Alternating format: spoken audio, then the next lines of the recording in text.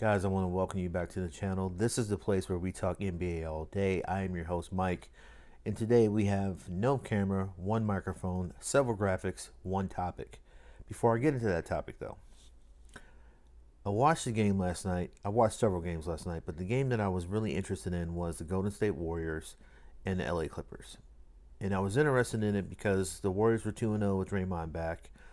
I wanted to see how Steph was going to be able to either respond or keep up the scoring streak or whatever against those two wing defenders and Patrick Beverly, right? And, I kind of felt like they came out flat. They stayed flat. But I feel like the Warriors can beat them if everything goes normal. If Steph Curry does his normal, they can beat them, even though the Clippers have a better team on paper and they have a better leader. I don't want to say a better leader. Kawhi is a better player than Steph.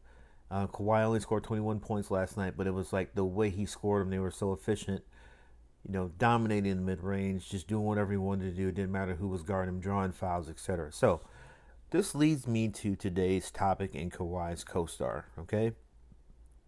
Because after the conflict with Devin Booker, and I've been thinking about this for a while, but the conflict with Devin Booker really made me think, is Paul George a top 10, top 15 player? I mean, coming into last year's season before the playoffs, he was ranked 11. And I had doubts then. But after the playoff and the bubble and the debacle and meltdown that he had, he's now coming into this season ranked 24. You guys got guys calling him soft. You got guys challenging his game, his manhood, his mentality, etc. You got coaches that are running plays, particularly for him, how he wants the ball, how he wants to play ball, how he likes to get down, etc. The question is this: is he a top 15 player? Now, while you're thinking about that, I'm going to go through here and I'm just going to name some names. We're going to get the obvious ones out of the way first. We're going to get to about 9, then we're going to have you start thinking. Is he better than Bron? No. Is he better than Anthony Davis? No. Is he better than Kevin Durant? No. Is he better than Giannis? No. Is he better than Kawhi Leonard? No. Those are your top 5 guys right there in the league. Sub in Steph for whichever one you want. I'm not trying to have that debate today. Is he better than Steph Curry? No. Is he better than James Harden? No. Is he better than Dame Lillard? No. So now we are at 8. Let's keep going. Is he better than Luka Doncic? No. Is he better than Nikola Jokic? Maybe. Maybe not. Is he better than Jimmy Butler? That is up for debate, and that's at number 10. Let's see here. 1, 2, 3, 4, 5, 6, 7, 8, 9, 10, 11, 12. Jimmy Butler is at 12. Is he better than Jimmy Butler? And I'm going to say no, because Jimmy Butler is one of the most efficient and smart non-mega superstars in the league. He can guard position 1, 2, or 3, maybe even a 4, a small 4. He's super. I don't know. He's not like aggressive, like ball hog aggressive, but he knows how to win. He knows when to insert himself and when to let his guys roll. I can't say, he's mentally worlds over Paul George, and his skill level's not, but his mentality and his approach is so much more businesslike and so much smarter and efficient. I can't put Paul George over him. And I'm a Paul George fan. I was a Paul George fan in Indiana. Matter of fact, he was the reason why I watched the Pacers. I felt like, we got another California kid. I felt like we got somebody with some flair, some dog that just wanted to just demoralize you and didn't care about the Indiana way, and I like that. So I'm a fan of his, man. I'm rooting for the guy. But, man, it's just like, dude, sometimes, I felt like he fell in love with the jump shot too much. He fell in love with the step back, the three-pointer. It's like, when's the last time you seen him just go to the hole and dunk on somebody and then give that werewolf, raw? When have you seen that last? I ain't seen that in a while. I don't know if he's healthy. I know he said something about having 2 healthy shoulders, but man, it just seemed like his game is different. His mindset is different. But I'm going to get back to this list because we got Jimmy Butler at 12, And then we got some interesting names right here. Jayson Tatum. I'm sorry, I'm taking Jayson Tatum over a lot of people on this list just because of straight up potential. The guy's 6'9", 6'10", jumper wet, 3-point wet, can get to the hole, long, crafty, trained by Kobe. You know, the only thing he needs is a little bit more weight and a few more years, and Jayson Tatum is going to be ready to terrorize the league. You can mark my words. I said it. Today is January 7th, 2021. I said it. On this show, we talk NBA all day. Give it another year or two, and Jayson Tatum is going to be the biggest problem. Not Zion, not Ja Morant, not these other cats, Wiseman. We're going to be talking about Jayson Tatum in Boston or wherever he decides to go. But moving on. Is he better than Jaylen Brown? Probably so. That's where we get to probably so. And that is at, should have numbered these 1, 2, 3, 4, 5, 6, 7, 8, 9, 10, 11, 12, 13, 14.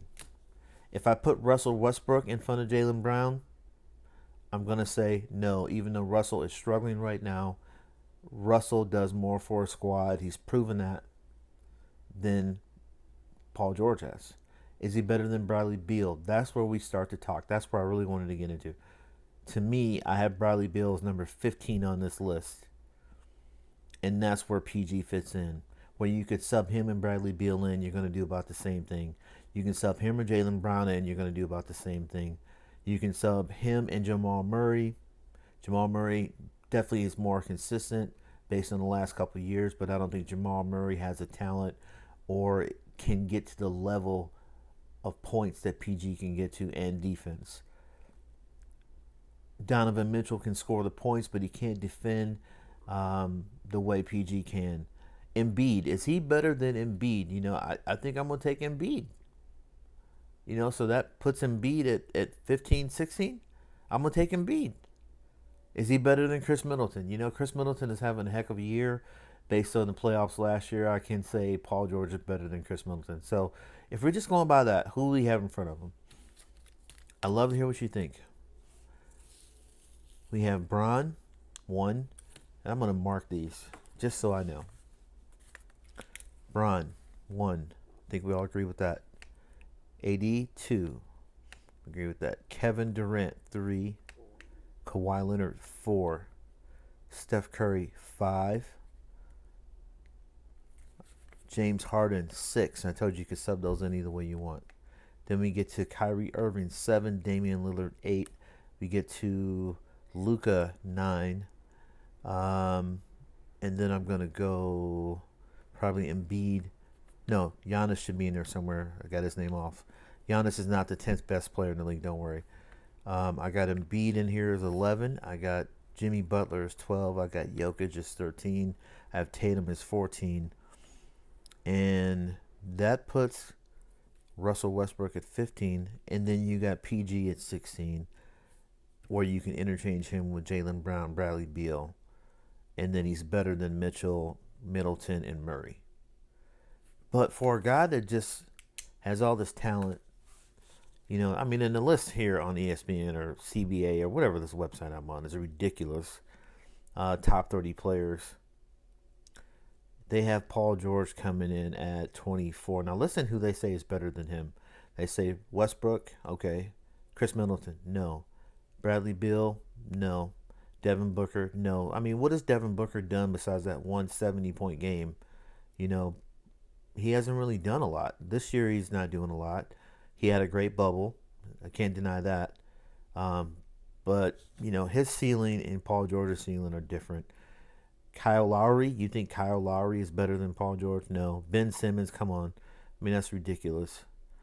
Pascal Siakam, he's maximized himself, but he's not skill for skill better than Paul George. He's a great defender, but he'll never score the points that Paul George could score. Jamal Murray, no. Donovan Mitchell, no. We discussed that. Bam Adebayo, they shouldn't even be in the same category. He's the ultimate player, team player that you want. Plays hard. He's undersized center, athletic. I get that. He's maximizing his skill level, but he's not better than Paul George. Chris Paul's old. You know, Chris Paul definitely is going to affect your win share, you know, but he's not Paul George. And then the top 10 is Tatum, Lillard, Harden, Butler, Jokic, Doncic. Kawhi, AD, Giannis is number 2, and LeBron's number 1. So those 10 I definitely agree with. But, just something to talk about. Like I said, this place where we talk NBA all day. I watched Paul George play last night. I really wasn't impressed. I want the guy to go out with the skill set that he has. He should average 25 a night. He should be scoring 30 frequently. The guy can shoot threes. The guy can shoot pull-ups. The guy can catch. He can do pick and roll and make the pass. He can throw lobs. He can catch lobs. He can play in the post. He can run the break. I mean, he can shoot free throws. He's got so many different dimensions and elements to his game, and it's his mentality. I don't know what the guy's thinking about or what's in his mind, but he's a very intriguing player for me to watch. I root for him. I want him to do well. I want him to earn the respect that he deserves because he gets killed, and it is what it is.